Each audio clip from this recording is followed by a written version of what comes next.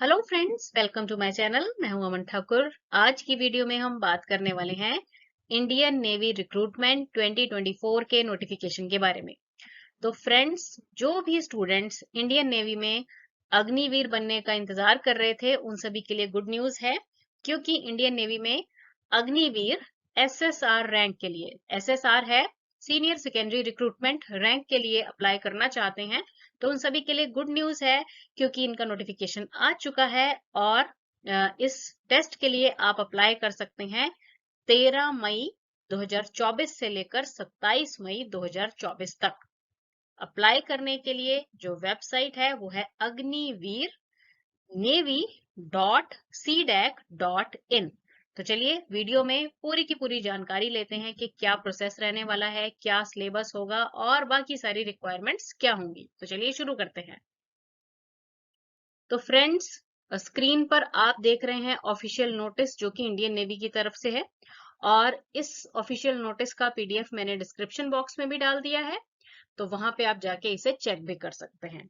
और साथ ही साथ अगर आपको ये वीडियो अच्छी लगती है तो चैनल को सब्सक्राइब जरूर कीजिए, क्योंकि इस चैनल पर हर प्रकार की गवर्नमेंट जॉब्स की नोटिफिकेशन रेगुलरली डाली जाती है। हाँ जी, तो सबसे पहले हम शुरू करेंगे एलिजिबिलिटी कंडीशंस के साथ। तो देखिए, एलिजिबिलिटी कंडीशंस में इसमें चाहिए है कि अनमैरिड मेल और अनमैरिड फीमेल, ठीक है।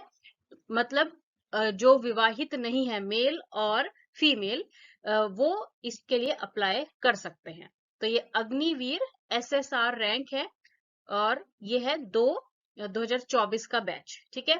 अब बात करते हैं एजुकेशनल क्वालिफिकेशन की। तो देखिए, इसमें 10+2 रिक्वायर्ड है, जिसमें कि आपने अगर 10+2 किया है मैथ्स और फिजिक्स के साथ किसी भी रिकॉग्नाइज्ड स्कूल बोर्ड से, ठीक है, तो आप अप्लाई कर सकते हैं। मिनिमम मार्क्स 10+2 में आपके होने चाहिए 50%, ठीक है जी। या फिर आपने अगर 3 साल का डिप्लोमा कोर्स किया है, पॉलिटेक्निक का डिप्लोमा किया है, मैकेनिकल में, इलेक्ट्रिकल में, ऑटोमोबाइल में, कंप्यूटर साइंस में, इंस्ट्रूमेंटेशन टेक्नोलॉजी में या फिर इंफॉर्मेशन टेक्नोलॉजी में किसी भी सेंट्रल या फिर स्टेट या फिर यूटी रिकॉग्नाइज्ड पॉलिटेक्निक इंस्टीट्यूट से 50% मार्क्स के साथ, तब भी आप अप्लाई कर सकते हैं। या फिर अगर आपने 2 साल का वोकेशनल कोर्स किया है विद नॉन वोकेशनल सब्जेक्ट्स जैसे कि physics and maths from educational board, जो कि रिकॉग्नाइज्ड हो सेंटर, स्टेट या फिर यूटी से, और 50% में ये आपने कोर्स किया है, तब भी आप अप्लाई कर सकते हैं। मतलब देखिए, 3 लेवल्स दे दिए हैं, चाहे अगर आपने 10+2 किया है मैथ्स और फिजिक्स के साथ 50% मार्क्स में, या फिर 3 साल का पॉलिटेक्निक डिप्लोमा किया है, या फिर 2 साल का आपने वोकेशनल कोर्स किया हुआ है वो भी 50% मार्क्स के साथ, तो आप अप्लाई कर सकते हैं। अब यहाँ पर देखिए एक नोट दिया हुआ है, इसमें बताया गया है कि candidates who have appeared in class 12th board and are awaiting declaration of the results are also eligible to apply provided they fulfill all other eligibility criteria। तो मतलब अगर आपने 12वीं के अभी एग्जाम दिए हुए हैं और आप अपने रिजल्ट का वेट कर रहे हैं, तो भी आप अप्लाई कर सकते हैं, प्रोवाइडेड है कि बाकी जो क्राइटेरिया है वो आप सारे फुलफिल करते हैं। मतलब जो जो इन्होंने कंडीशंस मांगी है वो सारी आप फुलफिल अगर कर रहे हैं। एज की बात करते हैं। एज जो है, मतलब जो भी स्टूडेंट्स अप्लाई करना चाहते हैं, अगर उनका जन्म 1 नवंबर 2003 से लेकर 30 अप्रैल 2007 के बीच में हुआ है, तो वही स्टूडेंट्स इसके लिए अप्लाई कर सकते हैं। नेक्स्ट है मैरिटल स्टेटस। तो देखिए, सीधी सी बात है, अनमैरिड मेल या फिर अनमैरिड फीमेल, मतलब चाहे मेल है चाहे फीमेल है, अनमैरिड होने चाहिए, अविवाहित होने चाहिए। और जो टेन्योर रहेगा जॉब का, यानी कि 4 साल का जो पीरियड रहेगा, उसके दौरान भी आप जो है मैरिज नहीं कर सकते हैं। नेक्स्ट है इसमें और जो टर्म्स और कंडीशंस दी गई हैं वो है ड्यूरेशन ऑफ सर्विस। तो देखिए, 4 साल का इसका ड्यूरेशन रहता है नेवी एक्ट 1957 के हिसाब से, ठीक है। 4 साल का ड्यूरेशन रहेगा, तो 4 साल की एक प्रकार से आप समझ सकते हैं कि ये जॉब रहने वाली है। नेक्स्ट है लीव। 30 दिन की लीव पर ईयर जो है वो एप्लीकेबल रहेगी, ठीक है। मतलब 1 साल में 30 दिन की आपको छुट्टी भी मिल जाएगी, और एडिशनल सिक लीव का भी प्रोविजन है वो डिपेंड करेगा कि अगर आप बीमार हो जाते हैं या वट। ठीक है। उसके बाद है पे और अलाउंसेस की बात करेंगे। तो हर महीने जो पे मिलने वाली है, सैलरी मिलने वाली है, वो है 30,000 पर मंथ फिक्स्ड सैलरी मिलेगी और ईयरली इंक्रीमेंट भी मिलेगा। इसके साथ साथ रिस्क और हार्डशिप, ड्रेस और ट्रेवल अलाउंसेस भी मिलेंगे। ठीक है। फिर है सेवा निधि।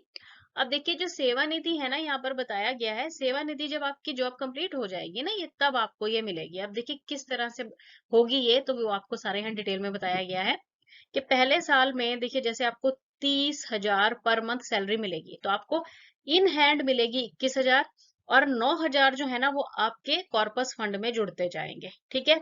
सेकेंड ईयर में जो आपकी सैलरी है उसमें इंक्रीमेंट हो जाएगी, वो 33,000 हो जाएगी और उसका 70% आपको मिल जाएगा इन हैंड, यानी कि 23,100। और कॉर्पस फंड में कितना, 9,900 हर महीने ऐड होता रहेगा। थर्ड ईयर में सैलरी हो जाएगी 36,500 और इन हैंड होगी 25,550 और फंड में जुड़ता रहेगा 10,950। चौथे साल सैलरी हो जाएगी 40,000, इन हैंड मिलेगी आपको 28,000 और फंड में जुड़ता रहेगा 12,000। अब जितना आपका फंड में ये 30-30% जुड़ा है ना, इतना ही सरकार की तरफ से डाल दिया जाएगा। मतलब जो आपका जुड़ा है वो है 5 लाख और 2,000 और इतना ही सरकार डालेगी। तो यानी कि जब आपकी जॉब कंप्लीट होएगी तो ये जो सेवा निधि आपको मिलेगी वो कितनी मिलेगी, 10 लाख और 4,000 रुपए ये आपको मिल जाएगी सेवा निधि। तो ये रहेगा पूरा पे का सिस्टम हो गया और सेवा निधि का कंसेप्ट हो गया। नेक्स्ट देखिए इसमें लाइफ इंश्योरेंस कवर का भी प्रोविजन है। Agniveer will be provided non contributory life insurance cover of 48 lakhs for the duration of their engagement period. मतलब 4 साल का जो ड्यूरेशन रहेगा ना जिसमें आपकी जॉब रहेगी, उस दौरान अगर कुछ मिसहैपनिंग हो जाती है तो परिवार को 48 lakhs यानी कि 48 लाख रुपए का इंश्योरेंस का पैसा भी मिल जाएगा इन केस अगर अग्निवीर को कुछ मिसहैपनिंग हो जाती है। ठीक है। फिर है death compensation in addition to insurance cover. अब देखिए जो इंश्योरेंस कवर 48 लाख का है वो तो है ही है। अब इसमें बताया गया है कि अगर ड्यूरेशन के दौरान डेथ हो जाती है तो 44 lakhs का यानी कि 44 लाख का जो है डेथ कंपनसेशन भी प्रोवाइडेड है। डिसेबिलिटी कंपनसेशन भी है। देखिए अब डिसेबिलिटी कंपनसेशन जो है ना वो है कि अगर 100% डिसेबल हो जाता है अग्निवीर, 75% हो जाता है या फिर 50% हो जाता है, तो उसके हिसाब से 44 लाख, 25 लाख और 15 लाख का जो है कंपनसेशन मिलेगा। ये डिसेबिलिटी कंपनसेशन है। ठीक है। मतलब अगर लड़ाई करते हुए या कोई ऐसे डिसेबल हो जाता है तो ये कंपनसेशन भी मिलेगा। ठीक है। और इसकी और ज्यादा डिटेल जो है ना वो वेबसाइट पर भी प्रोवाइडेड है। नेक्स्ट है enrolment as sailor regular cadre. अब देखिए कि 4 साल का तो ये आपका ड्यूरेशन रहेगा ही। ठीक है ना। अब इसमें रहता है कि 4 साल का जब आपका कंप्लीट हो जाता है उसके बाद भी जो है प्रोविजन रहता है कि कुछ जो स्टूडेंट्स हैं अगर चाहते हैं फर्दर ज्वाइन करना नेवी, तो 25% का जो स्टूडेंट्स हैं ना वो फर्दर इसको भी ज्वाइन कर सकते हैं। उसके लिए अगला प्रोसेस रहेगा। अब है naval pension regulations and gratuity. तो अब इसमें बताया गया है कि Agniveers will not be governed by provisions contained in naval pension regulations, यानी कि कोई एडिशनल पेंशन नहीं है, जो आपको बताया है सिस्टम वही मिलेगा। ठीक है। Release on request. अब देखिए कि जैसा जो अभी आपको बताया गया है कि जो 10 लाख रुपया और 4,000 रुपया मिलना है वो तो एंड में मिलेगा, पर अगर कुछ मुसीबत आ जाए तो रिलीज हो सकता है, वो उसका प्रोविजन भी है। एक्स सर्विसमैन का स्टेटस नहीं मिलेगा। मेडिकल और सीएसडी की फैसिलिटीज मिलेंगी। देखिए जो सेना के अस्पताल रहते हैं सीएसडी प्रोविजन है ना, तो वहां पर अगर मेडिकल की फैसिलिटीज लेना चाहे तो वो अग्निवीर को वो फैसिलिटी मिलेगी। अगली बात हम करते हैं सिलेक्शन प्रोसेस की। तो देखिए सिलेक्शन प्रोसेस में ना इसके 2 स्टेजेस है। एक तो होगा इंडियन नेवी का एंट्रेंस टेस्ट जिसको कि आई नेट कहते हैं। ठीक है। और जो सेकंड स्टेज है ना वो होती है पीएफटी यानी कि फिजिकल फिटनेस टेस्ट। ठीक है। तो ये 2 स्टेजेस रहेंगी इसकी। तो सबसे पहले बात करते हैं आई नेट की। तो देखिए इसमें ना जो शॉर्टलिस्टेड कैंडिडेट्स हैं ना उनको मतलब ये जो आई नेट का टेस्ट होगा, अब ये जो पेपर रहेगा ना 100 इसमें क्वेश्चंस आएंगे, एक एक नंबर का क्वेश्चन होएगा। ठीक है। 100 नंबर का मतलब ये पेपर आपका होगा। बाइलिंगुअल होगा, यानी कि हिंदी में भी आएगा और इंग्लिश में भी आएगा, दोनों ही भाषाओं में आएगा, और मल्टीपल चॉइस क्वेश्चंस होंगे, एक क्वेश्चन होगा और चार चार ऑप्शंस होंगी। ठीक है जी। अब इसमें जो क्वेश्चन पेपर है ना, उसमें चार सेक्शंस होंगे, जिसमें कि इंग्लिश आएगी, साइंस, मैथ्स और जनरल अवेयरनेस, यानी कि चार सब्जेक्ट आपको तैयार करके जाने हैं, इंग्लिश, साइंस, मैथ्स और जनरल अवेयरनेस। ठीक है। तो मोस्टली 25-25 क्वेश्चंस चारों के आएंगे, 100 नंबर का टेस्ट बन जाएगा। और ये जो मैथ, साइंस वगैरह आएगा ना, इंग्लिश, तो ये 10+2 लेवल का ही आएगा। ठीक है। और इसका जो सिलेबस और सैंपल पेपर है वो भी वेबसाइट पर अवेलेबल है, उसके लिए मैं आपको नेक्स्ट वीडियो बना दूंगी। अच्छा, अब इसका जो ड्यूरेशन होगा ना, वो भी 1 घंटे का भी ये पेपर रहेगा आपका। ठीक है। अब जो बच्चे इसमें पास हो जाएंगे, जो स्टूडेंट्स इसमें पास हो जाएंगे, वो फिर नेक्स्ट जो है पीएफटी लेवल पे जाएंगे। अब इसमें जो एग्जामिनेशन फी रहेगी ना, वो होगी 550 रुपए। ठीक है जी। प्लस 18% की जीएसटी। और ये जब आप ऑनलाइन एप्लीकेशन भरेंगे तो ऑनलाइन ही आपने ये फी भी भरनी है, जिसको कि आप वीजा, मास्टर, रुपे, क्रेडिट या डेबिट कार्ड के हेल्प से भर सकते हैं। ठीक है। तो ये रहेगा इसका प्रोसेस। अगला है, देखो अब जो पहला तो टेस्ट हो जाएगा आपका आई नेट का, है ना, उसके बाद पीएफटी है जो फिजिकल फिटनेस टेस्ट रहेगा। तो फिजिकल फिटनेस में ना जो फिजिकल स्टैंडर्ड्स हैं वो दिए गए हैं मेल और फीमेल के लिए। तो मेल के लिए पहले तो दौड़ है ये 1.6 किलोमीटर की। ठीक है। जो कि 6 मिनट और 30 सेकंड में पूरी करनी है, फीमेल को ये 8 मिनट में पूरी करनी है। उसके बाद स्क्वाट्स हैं, स्क्वाट्स का मतलब है उठक बैठक, है ना। तो उठक बैठक में मेल के लिए 20 और फीमेल के लिए 15। पुशअप्स हैं, मेल के लिए 15 मिनिमम रिक्वायर्ड है ये, और फीमेल के लिए 10। और फिर है बेंट नी सिटअप्स, तो ये मेल के लिए 15 होंगे और फीमेल के लिए होंगे 10। तो इसलिए आप अपना थोड़ा सा एक्टिविटीज वगैरह, एक्स्ट्रा करिकुलर एक्टिविटीज वगैरह बढ़ा देंगे। उसके बाद है recruitment medical examination. Recruitment medical examination जो है ये उन पर कैरी किया जाएगा जो कि फिजिकल फिटनेस टेस्ट क्लियर कर लेंगे ना, उसका फिर उनके बाद मेडिकल होएगा एक प्रकार से। ठीक है। तो मेडिकल जब क्लियर हो जाएगा, फिर वो जो है आगे अपना अप्लाई कर सकते हैं, उनको सिलेक्शन मिल जाएगी।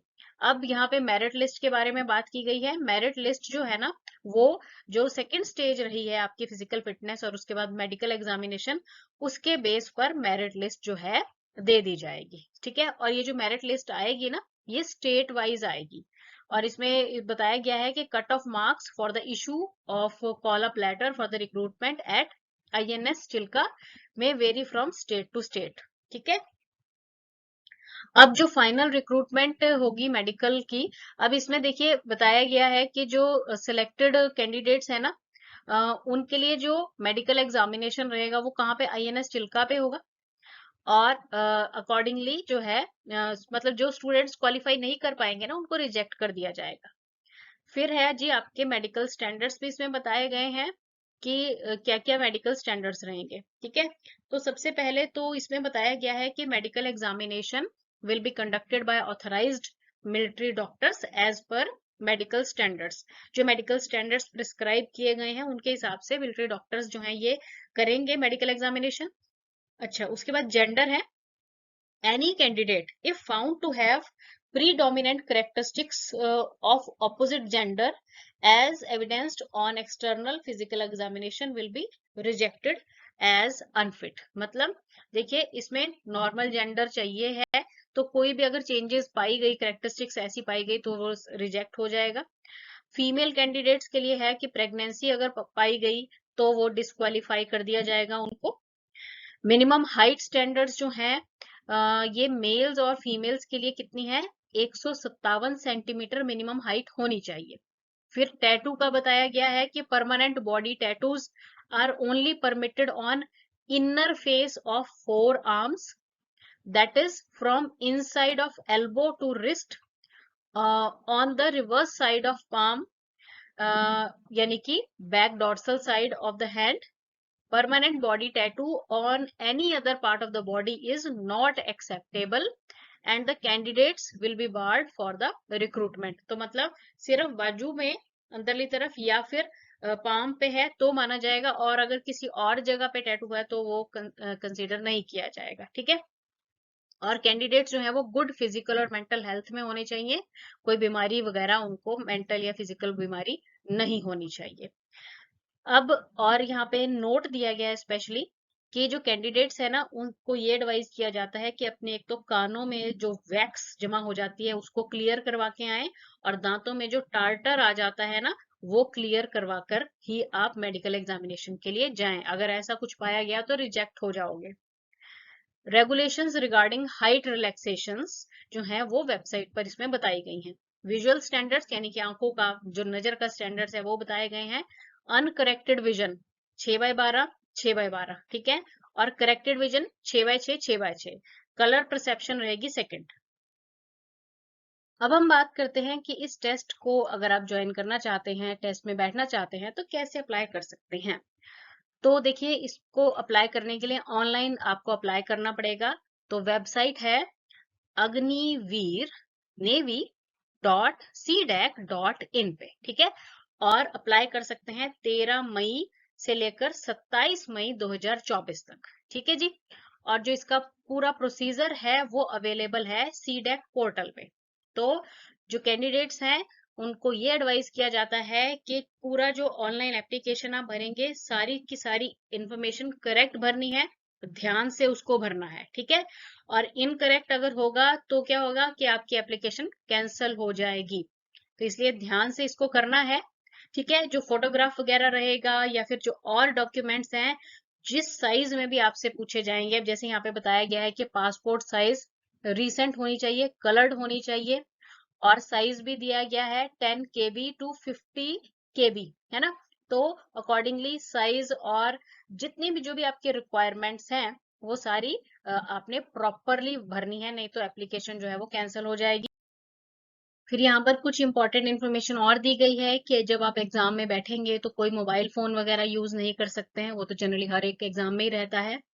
और लास्ट डेट का वेट ना कीजिए, जल्दी से जल्दी इस पे अप्लाई कर दीजिए, है ना। और सारी जो इन्फॉर्मेशन भरनी है वो प्रॉपर भरें, नहीं तो जो एप्लीकेशन है वो कैंसिल हो सकती है। लास्ट डेट ऑनलाइन अप्लाई करने की 27 मई 2024 है। और एंड में वार्निंग दी गई है कि beware of agents, cheats, touts, anti social elements, यानी कि कोई भी अगर आपको ऐसा एजेंट वगैरह या कहे कि मैं आपकी सिलेक्शन करवा दूंगा, मुझे इतने पैसे दे दो, तो ऐसे किसी भी झांसे में नहीं फंसना है। प्रॉपर जो इसकी वेबसाइट है वहां पे जाके खुद पढ़ के और फॉर्म को प्रॉपर वे में फिल करना है, किसी भी एजेंट या फिर चीटर के झांसे में नहीं फंस जाना है। तो ध्यान से अगर आप ज्वाइन करना चाहते हैं जाइए वेबसाइट पे चेक कीजिए और फिर प्रॉपर वे में इसे फिल कीजिए। Thanks for watching the video and best of luck.